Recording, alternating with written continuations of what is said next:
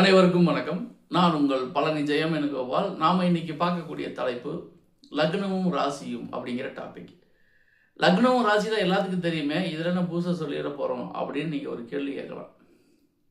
லக்னம்னா தெரியாதா? ராசினா தெரியாதா? லக்னம்ங்கிறது உயிர், ராசிங்கிறது உடல், இதை எல்லாத்துக்குமே தெரியுமே. லக்னம்ங்கிறது ஜாதகர் பிறந்த நேரத்தில் இருக்கக்கூடிய விஷயம். ராசிங்கிறது ஜாதகர் பிறந்த நேரத்தில் சந்திரன் எந்த நட்சத்திரத்தில் போகிறாரோ அதுதான் அவர் ராசி. இதுதான் எல்லாத்துக்குமே தெரியுமே அப்படின்னு நீங்கள் கேட்கலாம். கரெக்டு தான், நீங்கள் சொல்கிறது கரெக்டு தான். இருந்தாலுமே ஒரு ஜாதகத்தில் லக்னத்துக்கும் ராசிக்கு எவ்வளவு முக்கியத்துவம் இருக்குது அப்படிங்கிறத நீங்கள் முதல்ல தெரிஞ்சுக்கணும். 12 லக்னம் இருக்குது, 12 ராசி வரலாம். இப்போது ஒருத்தருக்கு பிறந்த லக்னம் எது, பிறந்த ராசி எது, இது முக்கியமாக கவனித்து பார்த்துக்குங்க. லக்னமும் ராசியும் ஒரு ஜாதக கட்டத்தில் எப்படி இருக்குது? கேந்திரத்தில் இருக்கா, திரிகோணத்தில் இருக்கா, 6-8 இருக்கா அப்படிங்கிறது ரொம்ப முக்கியம். லக்னமும் ராசியும் கேந்திரமாக இருந்தாலும் சிறப்பு, திரிகோணமாக இருந்தாலும் சிறப்பு. ஆனால் 6-8 இருந்தால் சிறப்பு இல்லை.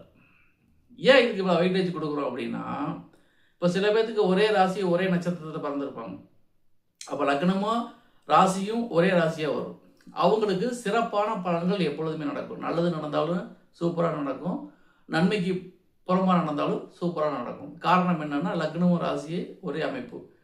இப்போது இது ஏன் வெயிட்டேஜ் கொடுக்குறோம் அப்படின்னா, ஒரு மனிதன் என்ன நினைக்கிறோமோ, மனசு நினைக்கிறத உடம்பு செயல்படுத்தா தான் ஒரு விஷயம் நடக்கும். இப்போ மனசு அப்படிங்கிறது நம்ம லக்னத்தை குறிக்கலாம், ராசி அப்படிங்கிறது நம்ம உடலை குறிக்கும். அப்போ மனசு நினைக்கிறத உடல் செயல்படுத்தினா தான் அந்த விஷயத்துக்கு வெற்றி வாய்ப்பு கூடும். இப்போ நம்ம நினைக்கிறத பூரா செயல்படுத்தினா தான் வாழ்க்கையில் ஜெயிக்க முடியும். ஒரு வேலை செய்கிறோம், இந்த வேலை செஞ்சு முடித்தா நமக்கு பணம் வரும்னு நினச்சி மனசு நினைக்கிது. ஆனால் உடம்பு வேலை செஞ்சால் தான் பணம் வரும். எனக்கு உடம்பு சரியில்லை அப்படின்னு லீவ் போட்டு போய் ரெஸ்ட் எடுத்துக்கிச்சுன்னா பணம் வராது. அப்போ இது ஏன் இப்படி வேறுபடுது அப்படின்னா, யாருக்கெல்லாம் லக்னம் ராசி ஒரே அமைப்பாக இருக்குதோ அவங்க நினச்சதை உடனே செயல்படுத்திடுவாங்க. வேகம் இருக்கும், விவேகம் இருக்கும். லக்னமும் ராசியும் கேந்திர திரிகோணங்கள் இருந்தாலும் அது நல்லது தான். ஆனால் லக்னமும் ராசியும் 6-8 இருந்தால் மனம் நினைக்கிறத உடல் செய்யாது, உடல் செய்ய நினைக்கிறத மனம் நினைக்காது. அப்போ ஒரு கான்ட்ரடிக்ஷன் எப்பொழுதுமே இருந்துக்கிட்டே இருக்கும். இது பொதுவாக எல்லாத்துக்குமே இருக்கிறது. ஆனால் சில பேர் லக்னமும் ராசியும் 6-8 இருக்குது, ஆனால் வாழ்க்கையில் சூப்பராக இருக்காங்களே அப்போ நீங்கள் ஒரு கேள்வி கேட்கலாம். அதுக்கு நம்ம நோட் பண்ண வேண்டிய விஷயம், லக்னமும் ராசியும் ஒரு ஜாதகத்தில் 6-8 இருந்தாலும் லக்னாதிபதியும் ராசி அதிபதியும் ஒரு ஜாதகத்தில் 6-8 இல்லாமல் இருக்க வேண்டும். இது முக்கியமான பாயிண்ட். அப்படி லக்ன ராசி 6-8 இருந்து லக்னாதிபதி ராசி அதிபதி ஜாதகத்தில் 6-8 இல்லாமல் இருந்தால் சிறப்பான பலன்கள் ஜாதகருக்கு நடந்துகிட்டே இருக்கும். லக்னமும் 6-8 இருந்து லக்னாதிபதி ராசி அதிபதி 6-8 இருந்தால் அந்த ஜாதகர் நினைச்சது செயல்படுத்தவே முடியாது. குழப்பங்கள், போராட்டங்கள் தான் நிறைஞ்சிருக்கும். அதனால ஒரு மனிதன் வாழ்க்கையில் சக்ஸஸ் ஆகிறதுக்கு நிறைய விஷயங்கள் இருக்குது. லக்னத்தையும் பார்க்கணும், ராசியையும் பார்க்கணும், லக்னாதிபதியும் பார்க்கணும், ராசி அதிபதியும் பார்க்கணும். லக்னாதிபதிக்கு வீடு கொடுத்தவர் எப்படி இருக்காரு, ராசி அதிபதிக்கு வீடு கொடுத்தவர் எப்படி இருக்காரு, லக்னம் என்ற சாரநாதன் எப்படி இருக்காரு, ராசி என்ற நட்சத்திரநாதன் எப்படி இருக்காரு, சந்திரன் என்ற நட்சத்திரநாதன் எப்படி இருக்காரு, இது எல்லாமே பார்க்கணும். எல்லாத்துமே ஒருத்தருக்கு சூப்பராக இருக்குது சார். லக்னம் என்ற சாரநாதன் ஆட்சியாக இருக்காரு, லக்னாதிபதி என்ற சாரநாதன் உச்சமாக இருக்காரு, லக்னாதிபதிக்கு வீடு கொடுத்தவர் நல்லா பலமாக இருக்காரு, தன் வீட்டை தானே பார்க்குறாரு, சுயசாரம் வைக்கிறது, இந்த மாதிரி எந்த அமைப்பில் வேணாலும் இருக்கலாம். ஆனால் லக்னாதிபதியும் ராசி அதிபதியும் ஒரு ஜாதகத்தில் 6-8 இருந்து எந்த அமைப்பாக இருந்தாலும் அதனால் பிரயோஜனம் கிடையாது. அப்போ நம்ம நோட் பண்ண வேண்டிய விஷயம், லக்னமும் ராசியும் ஒரு ஜாதகத்தில் மிக மிக முக்கியம். லக்னாதிபதியும் ராசி அதிபதியும் ஒரு ஜாதகத்தில் மிக மிக முக்கியம்.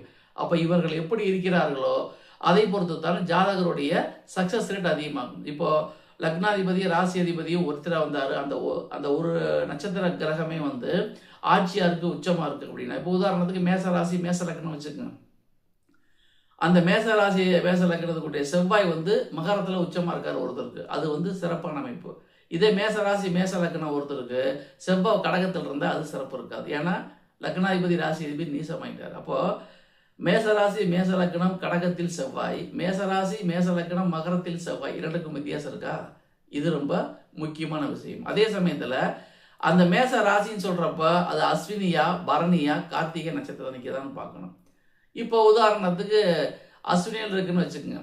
அஸ்வினியில் இருந்தாலுமே கேது பகவான் எப்படி இருக்காருன்னு பார்க்கணும். கேது பகவான் லக்னத்துக்கு 6, 8, 12 மறையாமல் இருக்கிறது சிறப்பு. அந்த அப்படியே மறைஞ்சாலும் அந்த கேதுக்கு வீடு கொடுத்தவர் நல்லா இருந்தால் சிறப்பு. பரணி இலக்குன்னு வச்சுக்கோங்க. அப்போ பரணியில் சுக்கிரன் வந்து ஆட்சியாக இருக்கலாம் அல்லது உச்சமாக இருக்கலாம், அது சிறப்பு. கார்த்திகையில் இருந்தால் சூரியன் வந்து மேசத்திலே இருக்கலாம் அல்லது சிம்மத்தில் இருக்கலாம். இதெல்லாம் வந்து ஜாதகத்தை உயர்த்தி பிடிக்கக்கூடிய தூண்கள். அப்போ ஒரே ராசி ஒரே லக்னமாக இருந்தாலும் அந்த லக்னாதிபதிக்கு வீடு கொடுத்தவர், ராசி அதிபதிக்கு வீடு கொடுத்தவர், இதெல்லாமே பார்க்கணும். இவ்வளோ நுணுக்கமாக யார் சார் பார்க்குறா? ஜாதகம் டக்கு டக்குன்னு பலன் சொல்லிட்டு போகிறாங்க. அப்படி கிடையாது. ஒரு ஜாதகத்தில் நுணுக்கமாக பார்த்தா தான் அந்த ஜாதகத்தில் என்ன சிறப்புகள் இருக்குது, ஜாதகர் எதை சாதிக்க முடியும், எதை செய்ய முடியாது, அவருடைய கெப்பாசிட்டி என்னங்கிறது நம்ம பரிபூர்ணமாக உணர முடியும். அப்போ நம்ம இந்த பதிவில் தெரிஞ்சுக்க வேண்டியது, ஒரு ஜாதகத்தில் லக்னமும் ராசியும் கேந்திர திரிகோணத்தில் இருப்பது நல்லது, லக்னமும் ராசியும் 6-8 இருப்பது நல்லது இல்லை. அப்படியே லக்னமும் ராசியும் 6-8 இருந்தாலும் லக்னாதிபதியும் ராசி அதிபதியும் 6-8 இல்லாமல் இருந்தால் அந்த ஜாதகம் எப்படியாவது மேலே வந்துடும். இது ஒரு பாயிண்ட். அதுக்கு அடுத்து லக்னாதிபதிக்கு வீடு கொடுத்தவர் எப்படி இருக்காரு, லக்னாதிபதிக்கு சாரம் கொடுத்தவர் எப்படி இருக்காருன்னு நம்ம பார்க்கணும். அதே சமயத்தில் ராசி அதிபதிக்கு வீடு கொடுத்தவர் எப்படி இருக்காரு, ராசி அதிபதிக்கு சாரம் கொடுத்தவர் எப்படி இருக்காருன்னு பார்க்கணும். இவர்களும் நன்றாக இருக்க வேண்டும். இப்போ லக்னாதிபதிக்கு வீடு கொடுத்தவர், லக்னாதிபதிக்கு சாரம் கொடுத்தவர், ராசி அதிபதிக்கு சந்திரன் என்ற நட்சத்திரநாதன் எப்படி இருக்கார், அவங்க 6-8 இருந்தால் அதுவும் குழப்பம். அப்போ இத்தனை சப்டிவிஷன் நம்ம பார்க்கணும்.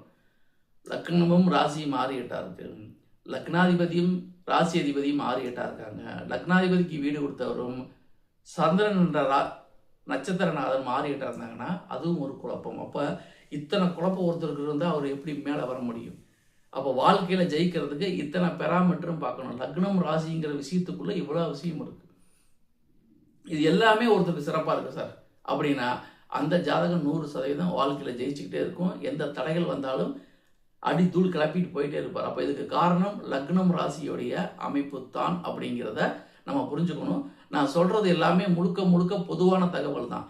தனிப்பட்ட ஜாதகத்தை பொறுத்து அதில் உள்ள கிரக அமைவுகளை பொறுத்து பலன்கள் வேறுபடும் என்ற அடிப்படை உண்மைகளை நாம் மறந்துவிடக்கூடாது. இருந்தால் நம்ம தெரிஞ்சுக்க வேண்டியது, ஒரு ஜாதகத்தில் லக்னமும் ராசியும் எப்படி இருக்குது, லக்னாதிபதியும் ராசி அதிபதியும் எப்படி இருக்கார் என்பதை பொறுத்தே ஒரு ஜாதகத்தில் ஜாதகருக்கு எந்த அளவு உயர்வார் என்பதை நாம் சொல்ல முடியும். இவை பொதுவான தகவல் தான். உங்கள் தனிப்பட்ட ஜாதகத்தை பொறுத்து பலன்கள் வேறுபடும் என்பதை மறக்கக்கூடாது. நன்றி நேயர்களே, மீண்டும் அடுத்த பதிவில் வேறொரு தலைப்பில் உங்களை சந்திக்கின்றேன். அதுவரை உங்களிடமிருந்து விடைபெறுவது உங்கள் ஜெயம் வேணுகோபால். நன்றி, வணக்கம்.